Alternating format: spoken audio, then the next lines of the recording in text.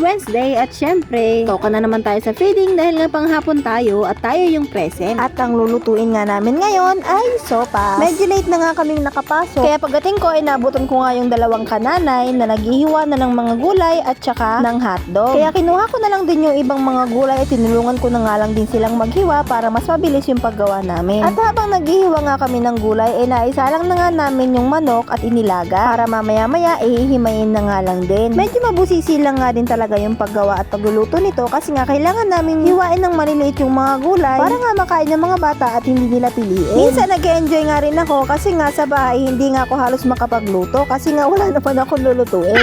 Kaya pag napupunta ako dito sa daycare ay talaga namang nag-enjoy din ako sa pagluluto. Yun nga lang minsan talaga nakakaalangan din kasi nga iba yung kakain, hindi katulad kapag nasa bahay, kami-kami nga lang. At saka kapag dito kasi sa daycare, bawal nga gumamit ng betchin o kaya ng magic sarap. Kaya naman para-paraan talaga kung paano magkakaroon ng lasa yung lulutuin mo. Ang tanging gamit nga lang namin ay patis at saka asin. Kaya kapag mataas talaga yung panlasa mo, talaga namang lagi kang kukulangin sa lasa kapag kayo nagluluto kasi nga hindi ka pwedeng gumamit ng kahit anong seasoning. Konti nga lang kaming nanay ngayon, kaya nga medyo mabagal yung kilos namin. Tapos isabay mo pa yung nagmamarites kami, ay nako, talaga naman tatagal. Jar.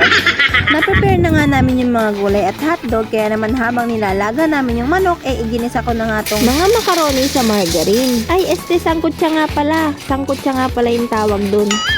At habang nagsasangkutsa nga ako, inahon na rin nila yung manok at inumpisahan na nga ring himayin. May tanong nga pala ako, required ba na kapag nagluluto, kailangan nakapamewang? Kasi naman, tignan nyo nga yung nanay nyo, parang dun kumukuha ng lakas sa bewang.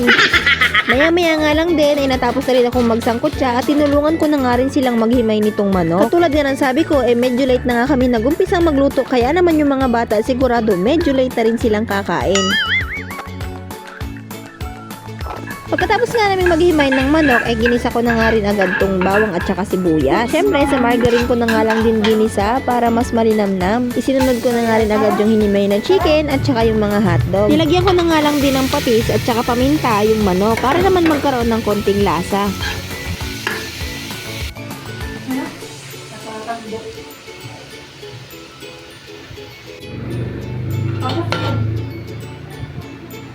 At dahil marites yung nanay nyo, hindi ko nga agad na ilagay yung carrots at saka yung beans. Nauna nga yung sabaw bago yung gulay, Diyos mio.